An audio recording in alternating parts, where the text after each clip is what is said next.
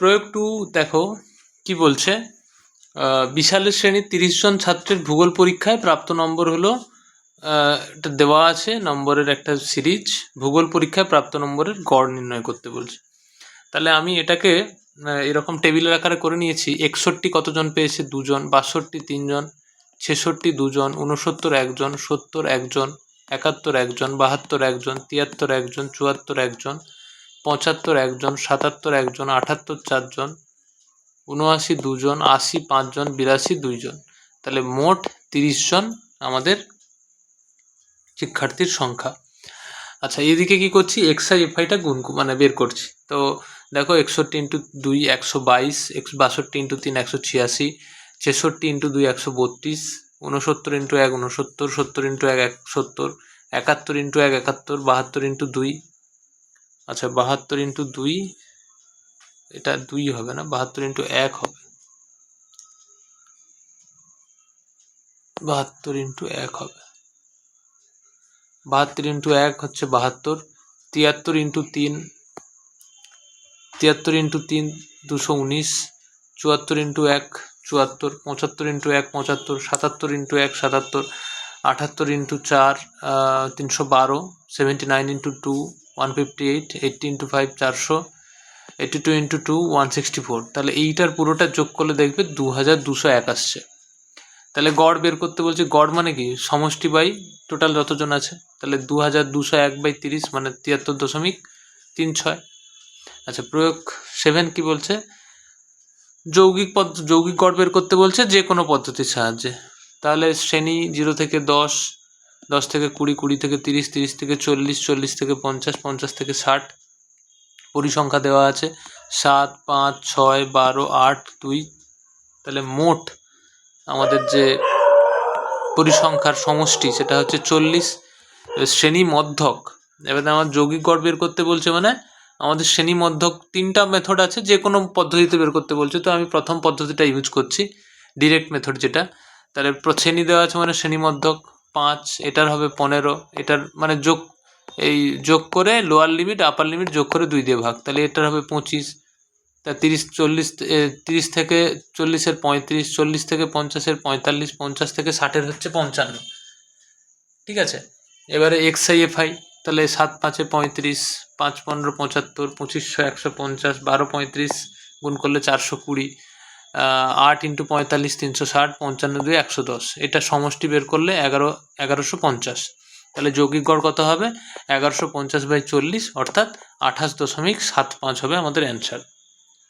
আচ্ছা, প্রয়োগ 8 কি বলছে দেখা যাক। প্রয়োগ 8-এ বলছে এখানেও একটা পরিসংখ্যা বিভাজন তালিকা দেওয়া আছে, যার যৌগিক গড়ও বলা আছে 25। তাহলে কে এর মান বের করো। তাহলে শ্রেণী পরিসংখ্যায় তো দেওয়াই আছে, তাহলে টোটালটা কত পরিসংখ্যা যোগ করলে দেখো 20 20 আর 16 26 42, 612 সরি 42, 20 আর 22 42, 42 প্লাস কে মোট পরিসংখ্যা। আর শ্রেণী মধ্যকটা বের করব, এটার হচ্ছে 5, এটার 15, এটার 25, এটার 35, এটার 45।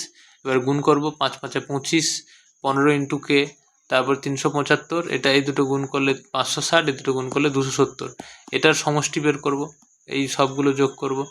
তাহলে 25 প্লাস 375 প্লাস 560 প্লাস 270 করলে 1230 প্লাস 15 কে। ক্লিয়ার? তাহলে মোট এক্সআই এফআইটা কত হচ্ছে? এই সূত্রটা তো আমরা জানি, x i f i by summation FI.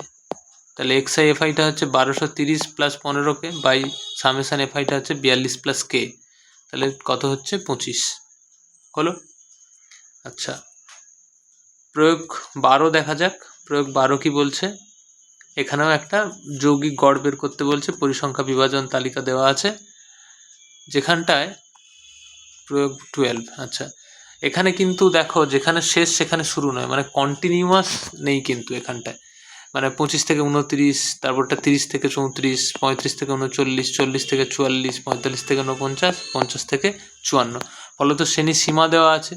তাহলে শ্রেণী সীমানা আমরা বের করতে পারি কি করে? বহুবার বলেছি এর আগে, এদের গ্যাপটা কত? 30 থেকে 29 গ্যাপটা 1, তাই তো? এই গ্যাপটাকে অর্ধেক করতে হয়, কত? 0.5। এরপরে কি করতে হয়? যার লোয়ার লিমিটে বিয়োগ আপার লিমিটে যোগ, মানে 25 থেকে 0.5 বাদ দিলে 24.5, আর 29-এর সঙ্গে 0.5 যোগ করলে 29.5। ক্লিয়ার? এইভাবে চললে 30টা হয়ে যাবে, 30 থেকে 0.5 বাদ দিলে 29.5, 34-এর সঙ্গে যোগ করলে 34.5। তাহলে এটা হবে 34.5 থেকে 39.5, এটা হবে 39.5 থেকে 44.5, এটা হবে 44.5 থেকে 49.5, এটা হচ্ছে 49.5 থেকে 54.5। হলো? আচ্ছা, পরিসংখ্যা দেওয়া আছে 10, এটার 12, এটার 15, এটার 5, এটার 3, এটার 5। তাহলে মোট পরিসংখ্যা কত? 50। ঠিক আছে, এবার আমরা যে কোনো পদ্ধতিতে বলেইছে, তো আমি প্রথম ডিরেক্ট মেথডটা ইউজ করবো, যেহেতু ছোট ছোট ডেটা এখানটায়। ঠিক আছে, তাহলে শ্রেণীমধ্যক কত? 24। প্রথমটা হচ্ছে 27, মানে এইটার থেকে বের করবো না কিন্তু, মানে এই শ্রেণীমধ্যকটা যেটা থেকে খুশি বের করতে পারো, এরও 27 হবে, এরও 27 হবে। ঠিক আছে, কারণ এর বাড়লো, এর কমলো, এর বাড়লো, মিলে যোগ করলে তো অ্যাডজাস্ট হয়ে যাবে। তাহলে তোমরা 25 + 29/2 করলেও 27 পাবে, আর 24.5 + 29.5/2 করলেও 27 পাবে। ফলত এটা কোনো সমস্যা নেই। তাহলে পরেরটা হচ্ছে 32, তারপরের শ্রেণীমধ্যকটা হচ্ছে 37, তারপরেরটা হবে 42, তারপরটা হবে 47, তারপরটা হবে 52। এবার এইটা, আচ্ছা, এইটা হচ্ছে 3 নম্বর মেথডটা ইউজ করে করেছে। ঠিক আছে, তাহলে ইউআইয়ের সূত্রটা কি হয়? xi - a/h। ইউআইয়ের সূত্রটা কি হয়? ইউআই সমান আমরা লিখি xi - a/h, যেখানে a হচ্ছে অ্যাজিউমড মিন বা কল্পিত গড়, অ্যাজিউমড মিন, কল্পিত গড়। ঠিক আছে, এ কোনটা ধরি? এই যে শ্রেণীমধ্যকের গুলোর মধ্যে কোনো একটাকে ধরি, আমরা ধরেছি এইটাকে 37কে, যেটা ধরবে হবে। ঠিক আছে, এই 6 জনের যাকে খুশি ধরতে পারো, তবে মিডিল মোস্টকে ধরতে হয়। এবার এই দুটোই মাঝে আছে, তাই ওপরেরটাকে ধরেছি, 37 ধরেছি। আর এইচটা কি হয়? এই যে শ্রেণীর সীমানা, যে তার যে গ্যাপটা, সেটা হচ্ছে দেখো 29.5 থেকে 24.5 তুমি বাদ দাও, দেখো 5 আসবে। কিন্তু এইচ বের করার সময় এইখানে নিলে কিন্তু হবে না, এইচ এখান থেকে নয়, এইচ এখান থেকে। ঠিক আছে, তো সবসময় চেষ্টা করবে শ্রেণীর সীমানার ক্লাস থেকেই করার সবটাই। তাহলে এটার হচ্ছে h5। তাহলে সূত্রটা কি লিখেছি? ইউআই সমান xi - a/h, যেখানে এ আমি ধরেছি, এইটাকে এ ধরেছি 37কে, আর এখানে লিখে দেওয়া যেতে পারে, এটাকে এ ধরেছি বলে, না লিখলেও চলে, এটা বোঝাই যাচ্ছে। আচ্ছা, তাহলে xi - 37/5 এরকম করলে, তাহলে 27 - 37, 27 - 37/5, তাহলে 27 - 37 মানে 10, 10/5 মানে -2। পরেরটা হচ্ছে 32 - 37 মানে কত? -5/5, কত? -1। দুটো পেয়ে গেছি, মানে এরপরে বুঝতেই পারছি 1 যোগ করে করে যাচ্ছে। তাহলে পরেরটা তো 37 - 37/5 মানে 0, তারপরটা +1 হবে, তারপরটা 2 হবে, তারপরটা 3 হবে, এক এক করেই বাড়ছে যখন, সবটাতেই তাই হবে। ঠিক আছে, এরপরে কি করি? এফআই ইউআই বের করি। তাহলে এফআই ইউআই মানে এটা পরিসংখ্যা, এটা ইউআই, তাহলে এফআই ইন্টু ইউআই -20, এটা হবে -12, এটা হবে 0, 5 × 1 5, 3 × 2 6, 5 × 3 15। তাহলে সামেশান এফআই ইউআই কত হচ্ছে? -6। ঠিক আছে,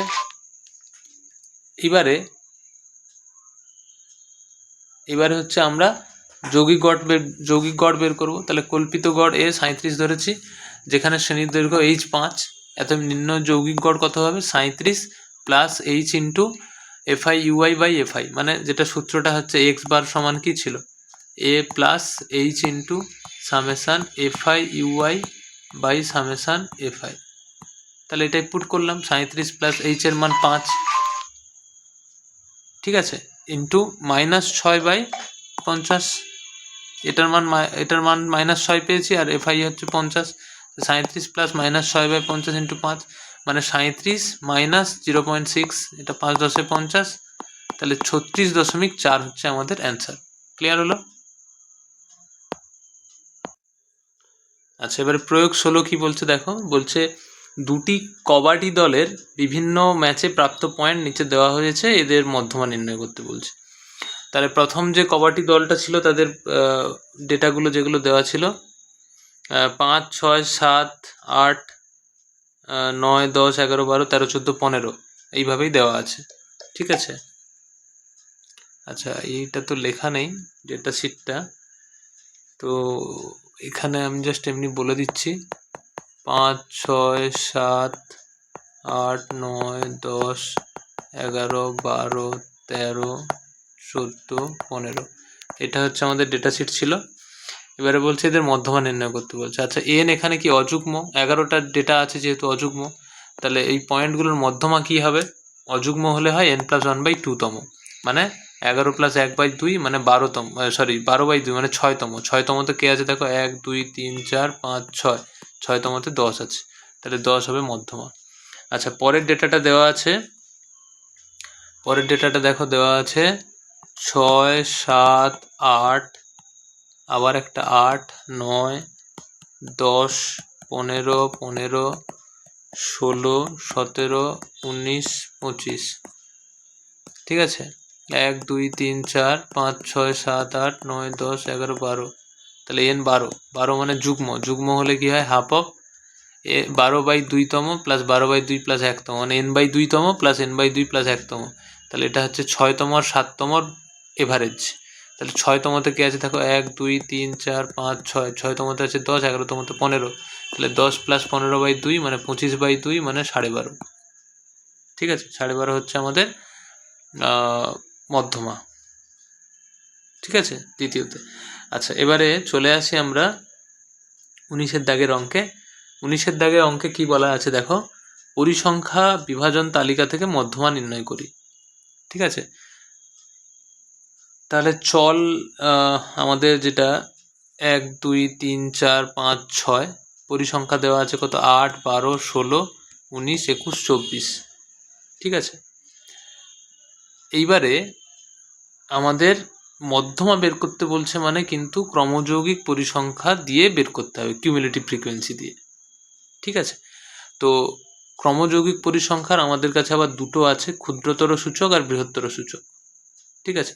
তো ক্ষুদ্রতর সূচক দিয়ে আমরা করছি, যেহেতু বলা নেই কোনো একটা ইউজ করতে পারি, তো ক্ষুদ্রতর সূচক দিয়ে যদি আমরা করি তাহলে হচ্ছে 8 সোজা 8, তার 12 8 20, 20 16 36, 36 19 55, 55 21 76, 76 24 100, তাহলে এটাই হচ্ছে n, ক্লিয়ার হলো।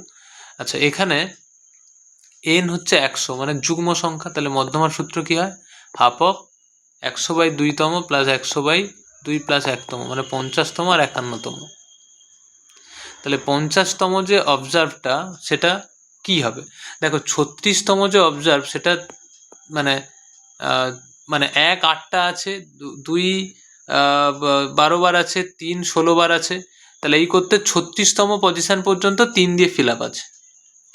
37তম পজিশন থেকে 55তম পজিশন ফিল্ড বাই 4, মানে এরকম করে যদি লিখতে থাকো 1 1 এরকম 8টা 1 হলো, তারপরে আবার 2 2 এরকম করে 12টা 2 হবে, তারপরে আবার 3 3 এরকম করে 36টা পর্যন্ত 3 চলবে, তারপর থেকে 4 দিয়ে ফিল আপ হবে, মানে এই পজিশনটা কত, 37তম পজিশন, তারপরে 55তম পজিশন পর্যন্ত 4 দিয়ে ফিল আপ হবে, তাহলে 50তম 51তম পজিশনে নিশ্চয়ই 4ই বসবে, তাই তো। তাহলে 50তম পজিশনেও 4, 51তম পজিশনেও 4, তাহলে 4 + 4/2 মানে 8/2 মানে 4 হচ্ছে আমাদের অ্যান্সার হবে, ক্লিয়ার হলো, ওকে।